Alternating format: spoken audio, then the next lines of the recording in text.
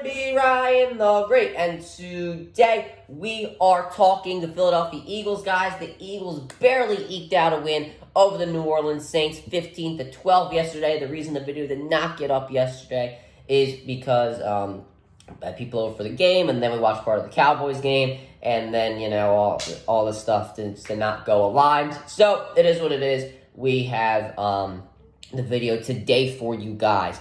And yeah, the Eagles barely eked out a win after a very disappointing offensive performance. We will be talking about that in this video. And so we have this video. We have top 5 NFL teams. And then really not, I don't know, maybe we'll have more videos throughout the week. Maybe if any news breaks, something like that. I want to talk about Bryce Young and the Carolina Panthers, so maybe we'll do a video like that. But nonetheless, let's get right into it. But before we get right into it, guys, make sure you guys subscribe with your post notifications on. Go subscribe to my brother Lynn the Great blogs. Make sure to subscribe to my second channel at Ryan the Cog Great. Make sure you guys go follow me on Extra Ryan the Great RTG. Make sure you guys go follow me on TikTok at Ryan the Great RTG. Make sure you guys go listen to the latest edition of the CR7 podcast. And make sure you guys go follow me on Twitter at Ryan the Great Podcast. And as always, without further ado, ladies and gentlemen, let's go to the video and let's roll that intro. Hey, come on, Stotty. Stop! Stop! Stop! Stop! Red flag! First pitch! Bring him in! Yes! Oh, damn.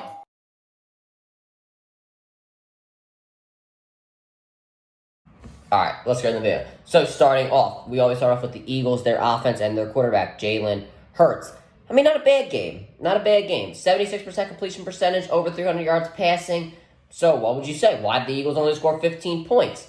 Well, turnovers. And I think that's really the big problem here when it comes to this offense is Jalen Hurts turning over the football. In his last 21 games, Jalen Hurts has turned over the football 26 times. That is not good at all. He threw the pick, which was extremely forced, to DeVonta Smith in the end zone. He did that in Week 1 against the Green Bay Packers. Don't have guys run dig routes in the end zone anymore. For some reason, Jalen Hurts just throws interceptions on those type of balls. I don't know why. It just seems to happen. It happened in Week 1 against the Packers. Happened in Week 3 against the New Orleans Saints. Don't really know why. But, I mean, yeah, and then you have the fumble, which I understand you didn't expect. You didn't expect the edge rusher behind you. I don't remember who it was off the top of my head. Lane Johnson, obviously did not make that block. With Lane Johnson as your right tackle, you don't ever expect him to let off a block. Hopefully he's okay. We'll get into that in just a bit. But I don't care who you are. You cannot palm the ball like that. You have to hold it, 2 hands, and get ready to throw. That's the reason the Eagles turned the ball over, is because he had the ball palmed in 1 hand. You have to keep the ball in 2 hands. I don't care if you don't think there's anybody behind you. If you think there's anybody behind you, keep the ball in 2 hands and then throw the ball, run it, throw it away, whatever. Just don't palm the ball from now on. That's something that is going to have to come up in the film room and something he's going to have to, stop doing. But, I mean, once again, over 300 yards passing. Obviously, he got over that because of the fact that Dallas Goedert had that 61-yard catch. It's not like he had a terrible game, but it's just the turnovers. The turnovers are the big problem here. And honestly, I've been saying that it's fixable, but in the past 21 games, he's had 26 turnovers. That's more than a turnover per game. That is honestly a very big cause for concern. And at this point, I don't know how naturally it's going to come to him to just not turn the football over. Honestly, we have to figure this out. I don't know how it has to be figured out. It's just not something that seems like it's going to stop, because I can't keep saying for over 21 games it's going to get better over time. It doesn't seem like it is going to be. But anyway, getting into something a little bit better, that being Saquon Barkley, an incredible game for him. The only reason we're staying in games is because of Saquon Barkley. I get they don't really want to wear him out in the first few drives because he didn't get his first carry until the 3rd drive. But he really does need to get the ball as much as possible. He was dominant. I give the O-line credit. They opened up that first gap. I really like to give a special shout out to Cam Jurgens, who's done an incredible job. But really, you didn't need any blockers on the second level of defense. I mean, one stutter step and he was gone for around 6 or 7 yards. And it's the fact that he really was able to just shake every single defender that he went up against one-on-one. I mean, it was just crazy. Like, you didn't even need a second-level blocker because he was just so dominant in that category and in that situational type of football. He really is the offensive weapon that we need without A.J. Brown. Even with A.J. Brown, we definitely need him because as much as I love DeAndre Swift and because he went to St. Joe's Prep, I mean, he can't do the things that Saquon Barkley can do, and he put on an absolute show. Now, it seems like we're only winning or losing games because of Saquon Barkley. He obviously had 3 touchdowns and really helped us beat the Green Bay Packers. He dropped the ball against the Falcons. We lost that game, not entirely because of him, but he was a big part of it. And then we won the game because he had 2 touchdowns and that 2-point conversion in the game against the Saints. So it seems like he's either going to win us a game or lose us a game, and it seems like he's doing more of the winning part based off these last 3 games, and his clutch gene really coming in. Obviously not against the Falcons, but against the Saints, and probably going forward he will have that clutch gene. So you guys kind of get my point that he really is the end-all of this offense. Now hopefully when A.J. Brown comes back, that'll be changed, and we can just start, winning games by a larger margin. But speaking of A.J. Brown, we're going to move over into our wide receivers, Devontae Smith. I would have liked to see more routes on the outside from him. That's obviously not his fault. But he ran some crossing routes well, some curl routes, not too deep, which I really don't want him running deep routes because you can obviously get him tired. Going to him over the middle, not really what I want to see right now because of the fact that you don't have A.J. Brown and he got hit hard over the middle, which obviously led to the concussion. I hope that he is okay. He doesn't have a history with concussion, so he possibly could be back next week. We'll have to see as the week progresses. He did run a few comeback routes on the sideline, which I think every single route that he ran towards the sideline outside the numbers, I think that was completed, so that's what I want to see more of him, saying that he continues to play without A.J. Brown in the starting lineup. So, yeah, I thought a good game overall. Nothing special. I think people are really expecting him to just go off for like over 100 yards receiving and a couple touchdowns. I don't know if you're going to see that, but nonetheless, not a bad game at all from him. Jahan Dotson, you got to start somewhere. Had 2 catches for 8 yards. Now, I'm kind of just breaking down all the backup receivers, but I really have faith in Jahan Dotson, and I really want him to succeed, but I don't know. Other than Smith and Goddard, nobody really did much receiving-wise. Campbell came in, had 2 catches, helped, got us a first down on a few occasions. Now, obviously, those first downs didn't turn into much, but it's something to look forward to. Johnny Wilson, he made a catch in the flats, and he was throwing guys off of him, which I thought was good. The backups really didn't shine. Covey got a shoulder injury, which obviously affects us on the punt return. We had Dejin back there returning punts, so hopefully if he gets a full week of practice in there when it comes to that, he can do well there. I really like Dejin as a punt returner. He had a few good ones at Iowa on his highlight tape there, so I think that he can be a pretty good punt returner if he's not going to be in the slot or anywhere else when it comes to playing defensively, which it seems like the Eagles don't really want to do. It seems like they play their second rounders and their late first rounders, like more in their second year of play, which at this point it's not that much of a big of a deal. But going into tight ends, what do you know? What did I say? Get Goddard involved. I don't understand what the problem is when it comes to getting him involved. Last year, we really didn't do it that much. Then against the Rams, I remember the game, he had over 100 yards receiving, and he looked great. When you get him involved actively in the offense, that is what you get. There were some throws that Jalen did that were pretty bad from Jalen Hurts, and he was still able to make those grabs. I think there was a one-handed catch that he got a first down with earlier in the game. Then obviously had a 61-yard catch. There was some miscommunications by the Saints there. But as a tight end, you don't really see that speed other than if you're George Kittle or somebody like that. So, it's proven that Dallas Goedert can be a top 5 tight end in the NFL when the Eagles want to get him involved. Not blocking-wise, not really much. But, I'm not going to focus on that with him. He even ran a great post route. When do you see tight ends running post routes? Over the middle, which you just don't see. I expected him to run more corner routes, but he didn't run too much. He ran more crossing and obviously that post route. But when you get him involved, he's a big body. He can break tackles. He can make catches that are contested. He can do these sort of things. You just need to get him involved. And honestly, there's not really much to break down because his game is so simple, but really so effective. Now, Calcaterra, he did get some penalties on the when it came to blocking. Hopefully, if the Eagles continue to use Goddard, he will, become more of a threat as a blocker defending edge rushers. Now, you did go up against the the New Orleans Saints edge rushers that consist of Chase Young and others. So, I can't really throw that much criticism on him, but I'd like it to be a bit better. Now, for the offensive line, it was good. 4 sacks I don't like, but Jalen did force himself into some of those sacks. So the offensive line, really good for the most part. Even without Lane Johnson in there, the run game was really good.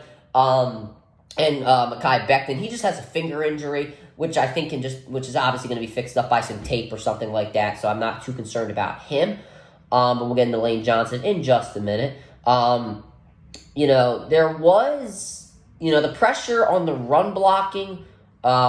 Really not that much. Obviously, you took out guys on the first level. It wasn't too much of a game plan to get on the second level, but I mean, you really didn't need it because Saquon Barkley was that good.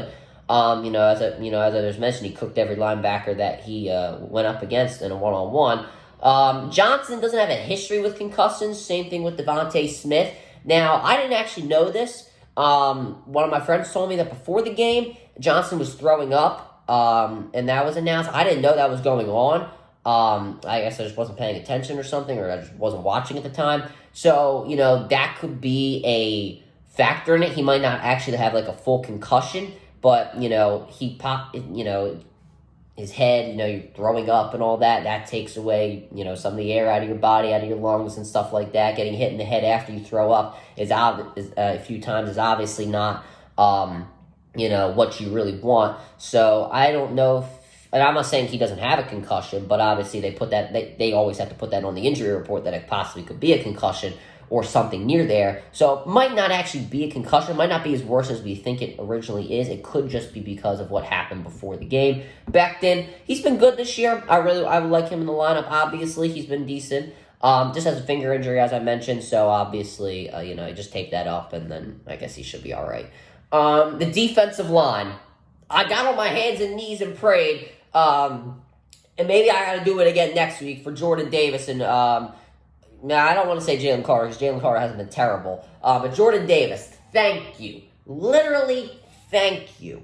I mean, based off my expectations of what I've had for him over these past 2 seasons, I mean, he played like, Lawrence Taylor. But as a normal expectation, as a first rounder, he played really, really well. And I can't, criticize him this game. He actually got through the A-gap. And he didn't get tired throughout the entire game. He got through the A-gap. His pursuit was really, really good. He was even pursuing when Kamara wasn't even going through his lane. Like, if he was going to the outside, Davis was still pursuing him, which I thought was great. He had a tackle in the backfield, had a sack, which was the most surprising thing, as he's more of a run stopper, had a quarterback hit, constant pressure on Carr. He made Kamara panic in the backfield, kind of made him penetrate, and that led to some tackles for losses. A great game for Jordan Davis. I mean, he really got through his gap, and I really can't criticize him at all. Jalen Carter, I'm not too surprised. I think the trash talking on the sideline has definitely got to stop. But he played great. Plenty of pass deflections to go around.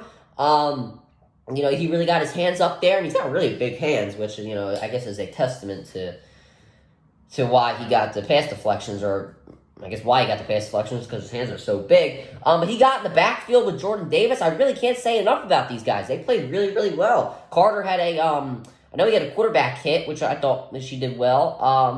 And then Milton Williams, can't forget about him. He made some plays in the backfield. He had 2 tackles for loss, had some pressures as well.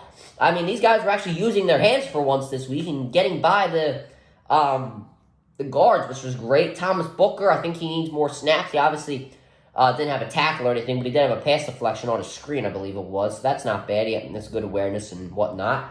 The edge rushers Sweat, as I mentioned last week, he did get some pressure on Cousins, but, they kind of were just taking him out at the last second as he did over-pursue. He put some pressure on Cousins, same thing with Brandon Graham.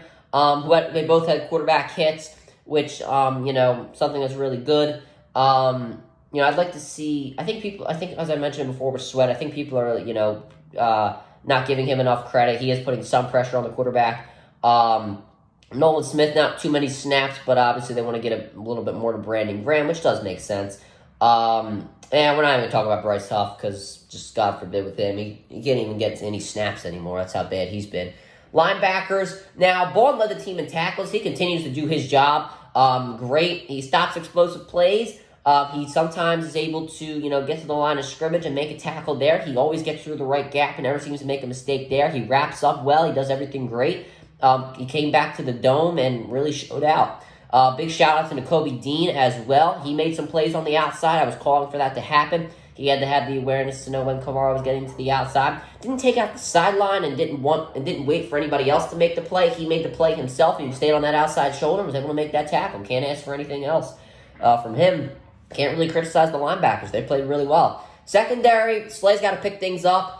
Way too many passes when he's playing no press, and they just beat him off the break as soon as they get to within a 3-yard vicinity of him. He's got to jam them or do something. Maybe he's just got to stop. Maybe he's got to start playing press and try to beat them off the release. I'm not sure. Try to jam them a little bit, make them restart. I'm not really sure, but this off press coverage is really not working for him.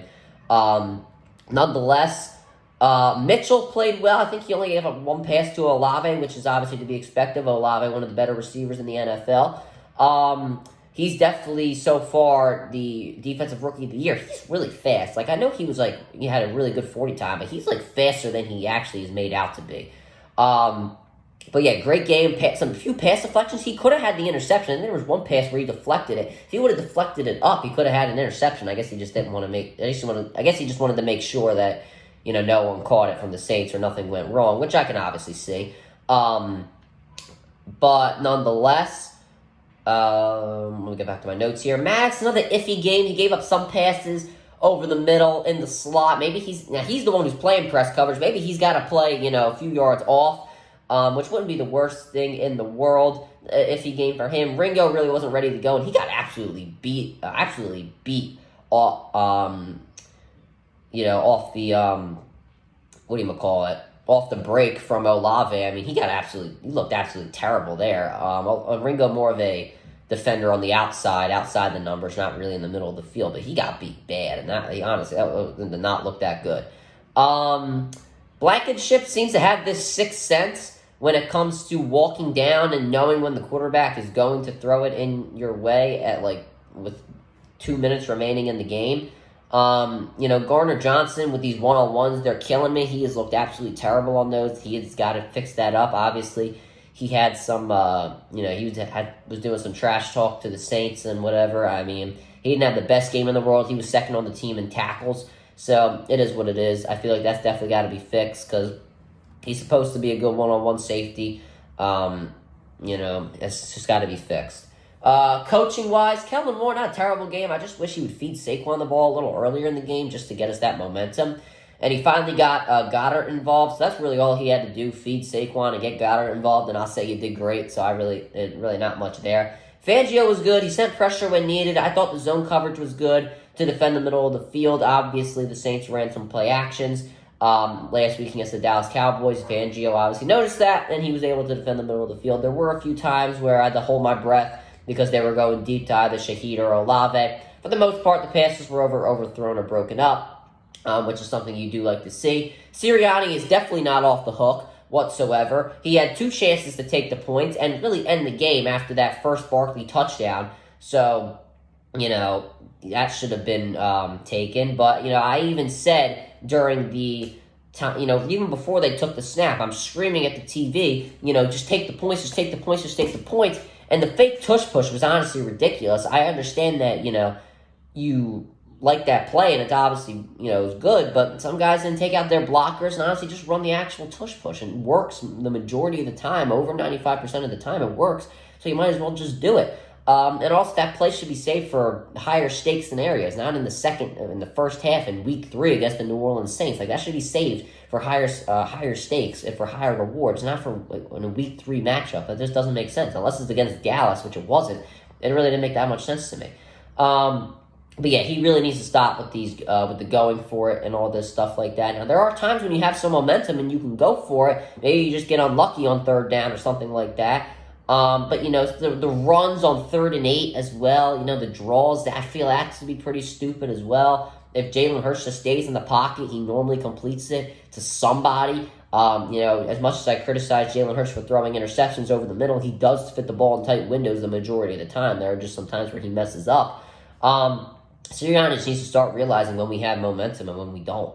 The bottom line, Hurts has got to stop being reckless with the ball, and Sirianni needs to string his balls because, honestly, he just keeps going for everything, like Dan Campbell, for God's sakes. And the defense just needs to keep up what they're doing. And really, if everything there can get fixed, and this can be a dominant football team, and we can look like the 2022 team that went to the Super Bowl, that's really all the stuff we got to do. So that'll do it for this video, guys. Make sure you guys subscribe and post notifications on. Go subscribe to my brother Legendary Vlogs. Make sure you go subscribe to my second channel at Ryan the Cog Great. Make sure you guys go follow me on X Ryan the Great RTG. Make sure you guys go follow me on TikTok at Ryan the Great RTG. Make sure you guys go listen to the latest edition of the CR7 podcast. Make sure you guys go follow me on Twitter at Ryan the Great Podcast. And as always, Ryan the Great out.